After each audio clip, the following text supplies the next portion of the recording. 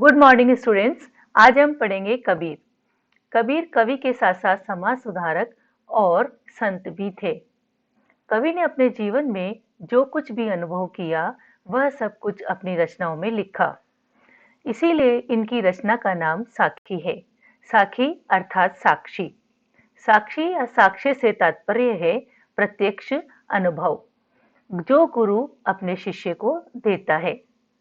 यहाँ पर कवि ने जो कबीरदास जी हैं, उन्होंने जो अपने जीवन में चाहे वह नैतिक शिक्षाओं से संबंधित हो, चाहे वह समाज से या समाज के संबंधों से उन्होंने सीखा हो, या धार्मिक रूप से या आध्यात्मिक रूप से आत्मा और परमात्मा का संबंध हो, वह सब कुछ उन्होंने अपने रचना में लिखा और अनुभव करके ही लिखा। इसलिए उनकी रचनाओं को साखी या साक्षी कहा जाता है, क्योंकि सब कुछ उनका प्रत्यक्ष अनुभव से ही लिखा गया था। आज हम उनकी रचना के कुछ दोहे यहाँ पर पढ़ रहे हैं। उनमें से प्रथम दोहा है, ऐसी बाणी बोलिए मन का आपा खोय, अपना तन शीतल करे ओरन को सुख होय।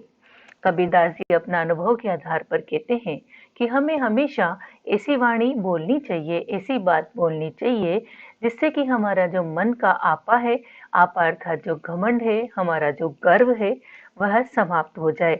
यानी हमें हमेशा अपने गर्व को खत्म करके, गर्व को समाप्त करके बिना घमंड की बात बोलनी चाहिए। अपना तन शीतल करे, उसका क्या प्रभाव होगा, उससे क्या फायदा होगा, यहाँ पर कवि कहते हैं, इसका कारण बता रहे हैं कि क्यों हमें हमेशा ऐसी वाणी का उपयोग करना चाहिए।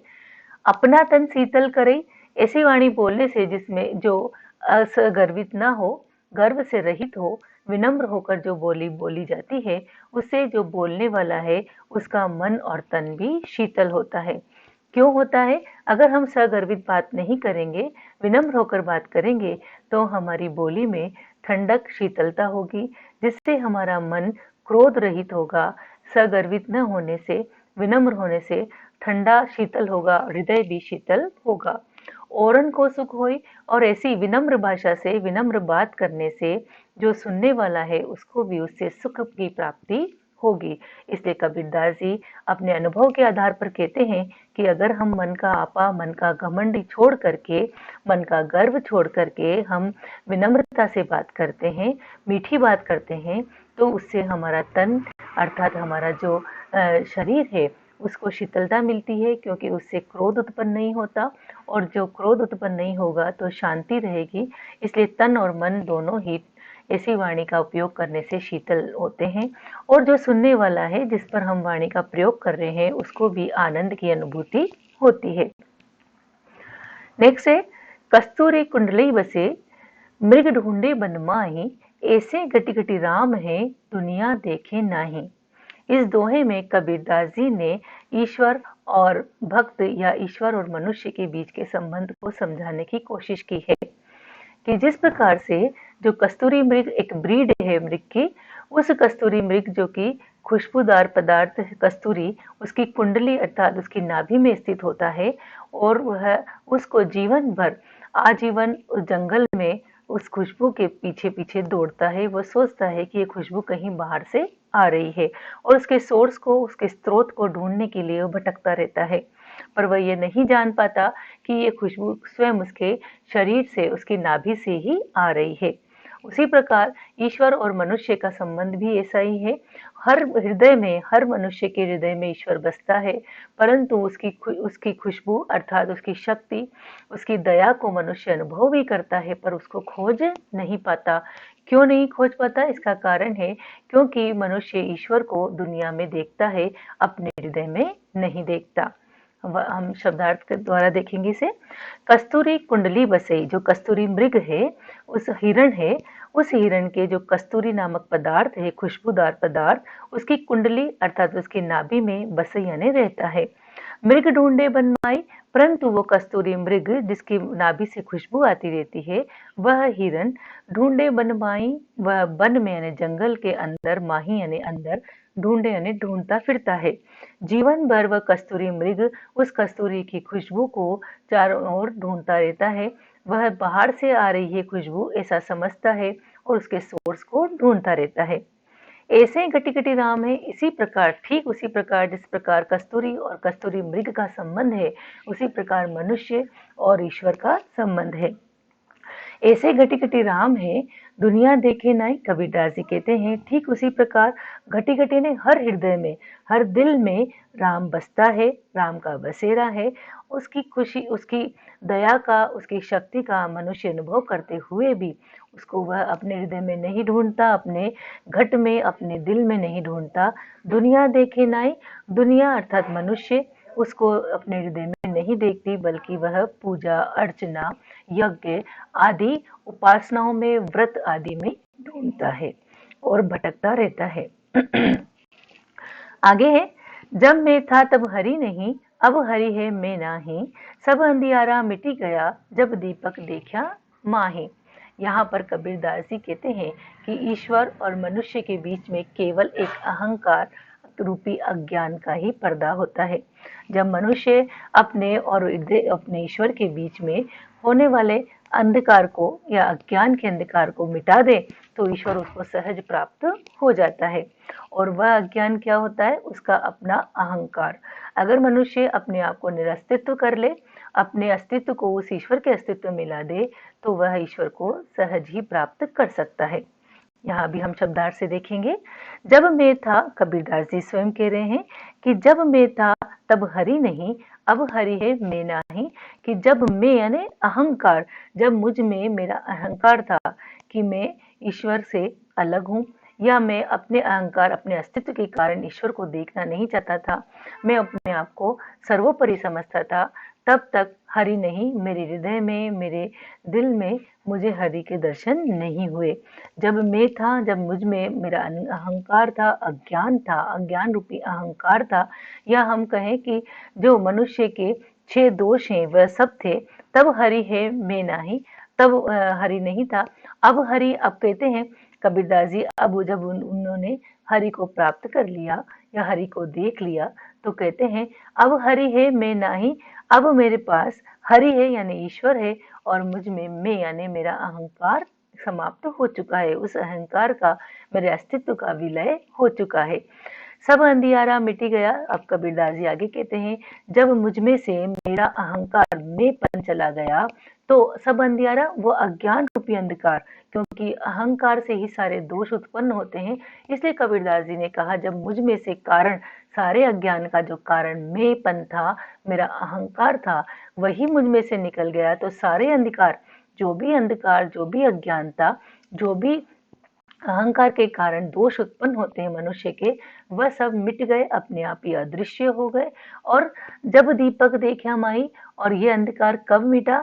जब मैंने अपने हृदय के अंदर ही उस परम ईश्वर की शक्ति रूपी दीपक की रोशनी को देखा, तब मेरे हृदय के सारे अंधकार मिट गए। जैसे ही जहाँ पर भी दीपक का प्रकाश होता है, तो वहां पर से ही अंधकार मिट जाता है। उसी प्रकार ईश्वर रूपी दीपक के अंधकार, दीपक की रोशनी को मैंने देखा, तो वैसे ही मेरे अज्ञान के रूपी अंधकार सारे समाप्त हो गए।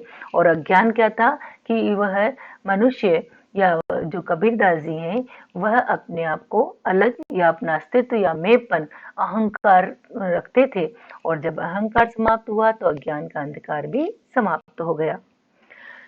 नेक्स्ट है, कबीरदास जी कहते हैं, सुखिया सब संसार है, खाए अरु सोवे, दुखिया दास कबीर है, जागे अरु रोवे। कबीरदास जी यहाँ पर कहना चाहते हैं कि जो संसार है उसको ईश्वर का ज्ञान ही नहीं है, वह ईश्वर के बारे में जानता ही नहीं, इसलिए वह जीवन की सार्थकता केवल खाने और सोने में ही समझता है। और जो कबीरदास जी हैं, उन्हें पता है कि इस जीवन को सार्थक तभी किया जा सकता है जब ईश्वर की प्राप्ति हो।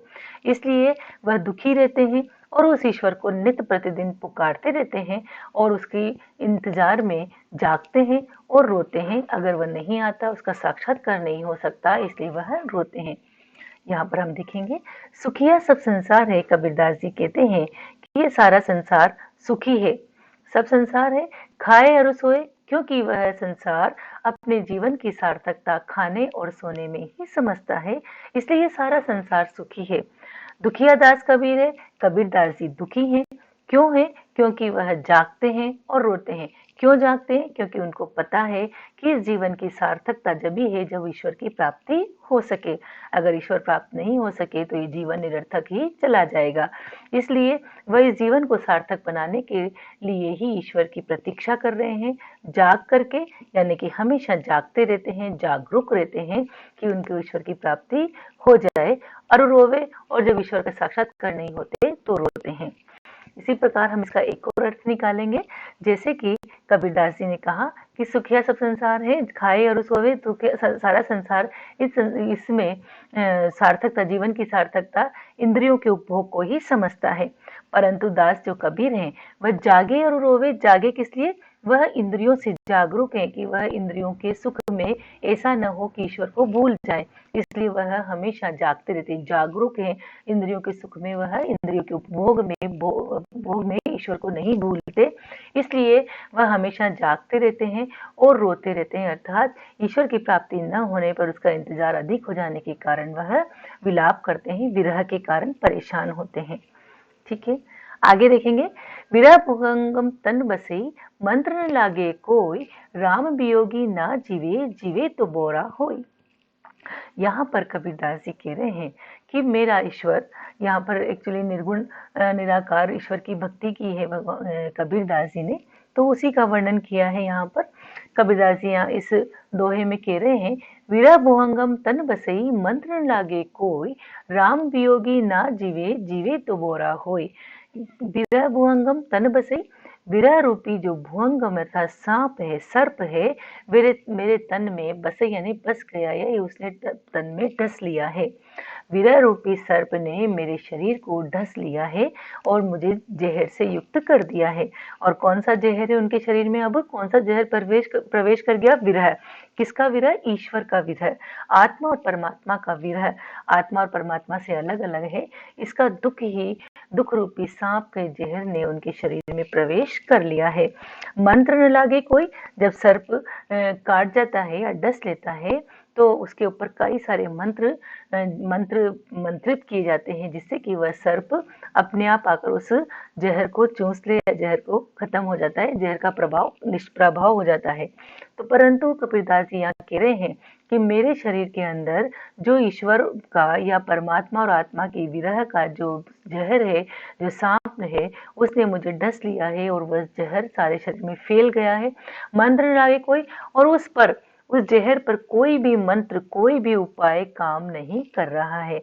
कौन से उपाय? जब हमें ईश्वर की प्राप्ति करनी होती तो सांसारिक उपाय है, यज्ञ करना, व्रत उपवास करना, वेद पुराणों का अध्ययन करना, नाम स्मरण करना, ये सब करके कबीरदास जी ने देख लिया, परंतु कोई भी मंत्र था, कोई भी उपाय उस विरह को मिटाने में समर्थ नहीं हो रहा है। तो आगे कहते हैं कि राम वियोगी ना जीवे। कबीरदास जी कहते हैं मैं राम से वियोग रह करके, अलग रह करके ना जीवे, नहीं जी सकता। राम अर्थात मेरा जो परम ईश्वर है, उसे वियोगी होकर के, वियोगी अर्थात अलग होकर के, ना जीवे, मैं जी नहीं सकता। जीवे तो बोरा होई, और अगर मैं जी गया फिर भी मेरे जीवन में ईश्वर के बिना भी मेरा जीवन अगर चल गया तो मैं पागल, बोरा यानी बोरा जाऊंगा, यानी पागल हो जाऊंगा या पागल हो रहा हूँ। यहाँ पर एक भक्त की पीड़ा का वर्णन कबीरदास जी ने किया है।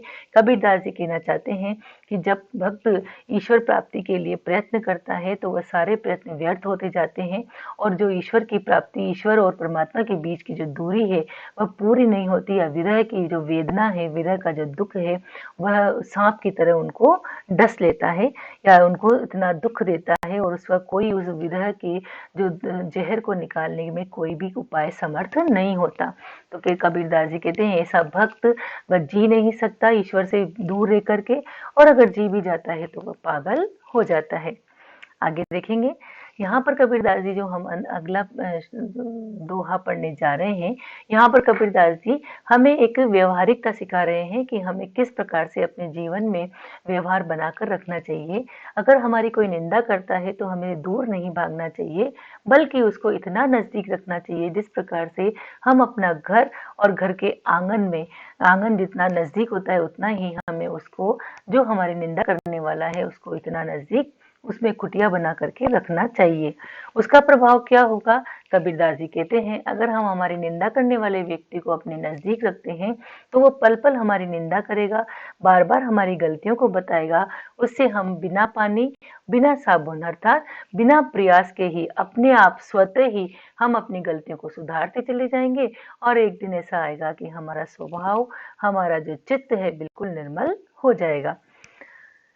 यहाँ पर हम शब्दार्थ देखेंगे, निंदक नेड़ा राखिए। कबीरदास जी कह रहे हैं कि जो निंदक अर्थात निंदा करने वाला, हमारी बुराई करने वाला, हमें हमारी कमी और कमजोरी को देखने वाले व्यक्ति को नेड़ा यानी पास में राखिए, रखना चाहिए। कबीरदास जी हमें शिक्षा देते हैं कि हमेशा हमें हमारी निंदा करने वाले व्यक्ति को अपने पास में रखना चाहिए। और कितना पास में? आंगनी कुटी बंधाई, आंगन में एक कुटिया बंधा करके यानी बांध करके उसकी कुटिया, उसका रहने का स्थान अपने आंगन में ही बना देना चाहिए। मतलब बहुत नजदीक, हमारी बुराई करने वाले व्यक्ति को हमें अपने बिल्कुल नजदीक अपने पास में रखना चाहिए, ताकि पल पल यानी कि हर क्षण हम गलती करेंगे और हर क्षण वो हमें टोकेगा, हर क्षण हम उसके टोकने से डरेंगे और पहले से ही हम अपनी गलतियों का सुधार करते जाएंगे, हमारे चित्त का सुधार करते जाएंगे, हमारे मन को सुधार लेंगे। उससे एक दिन ऐसा आएगा कि बिना प्रयास के ही हम बिल्कुल निर्मल हो जाएंगे। तो कबीरदास जी आगे कहते हैं, बिन साबुन पानी बिना, बिन साबुन पानी से तात्पर्य है बिना प्रयास, अनायास ही, बिना साबुन और बिना पानी के ही निर्मल करे स्वभाव, स्वभाव अर्थात स्वभाव, वह निर्मल कर देता है। जो निंदक है वह हमारे स्वभाव को बिल्कुल निर्मल बना देता है। निर्मल मतलब स्वच्छ बना देता है। हमारे स्वभाव में इतना परिवर्तन आ जाता है कि हमारे स्वभाव को हमें बदलने के लिए कोई प्रयास नहीं करना पड़ता। इसलिए कबीरदास जी कहते हैं हमें अपने नजदीक में अपने निंदा करने वाले व्यक्ति को रखना चाहिए। आगे है, आगे कवि ने कहा है कि जो हम ऐसा मानते हैं कि जो पहले के समय में जब कबीरदास जी हुए वहाँ छूत अछूत का बहुत अधिक भय था। हमारा समाज कई वर्गों में बटा हुआ था। हमने अपने समाज को अस्पृश्य और स्पृश्य जातियों में बांट रखा था। उसी पर आक्षेप करते हुए कहते हैं, और हमने उनको अलग अलग अधिकार भी दे रखे थे। जो स्पृश्य जाति है वही वेद पुराण पढ़ सकते हैं और जो अस्पृश्य है उसको हमेशा मानते थे कि तीनों वर्गों की सेवा करने के लिए ही वह वर्ग उत्पन्न हुआ है। तो कबीरदास जी कहते हैं कि ऐसा नहीं है कि वेद शास्त्र पढ़ने से ही, विभिन्न प्रकार के ज्ञानी पुस्तकें पढ़ने से ही हम पंडित यानी कि ईश्वर के ज्ञानी बन सकते हैं, बल्कि जो ईश्वर को केवल ईश्वर से प्रेम करता है, ईश्वर के प्रेम का एक शब्द पढ़ लेता है, वही वास्तव में ईश्वर को जानने वाला हो सकता है। देखिए, पोथी पढ़ी पढ़ी जग मुआ, पंडित भयानक हुई। जो कि पिछले समय में ऐसा नियम था कि जो पंडित होते थे वह इस पर एकाधिकार मानते थे, वेदों के ज्ञान पर, वेद पुराण आदि के ज्ञानों पर या उनके अध्ययन पर। इसलिए उन्होंने आक्षेप किया है कि पोथी पढ़ी पढ़ी जग मुआ, कि ये संसार, पोथी अर्थात विभिन्न शास्त्र, ईश्वर के ज्ञान के विभिन्न शास्त्रों को पढ़ पढ़ के ये संसार मर गया, मतलब पच गया, परेशान हो गया।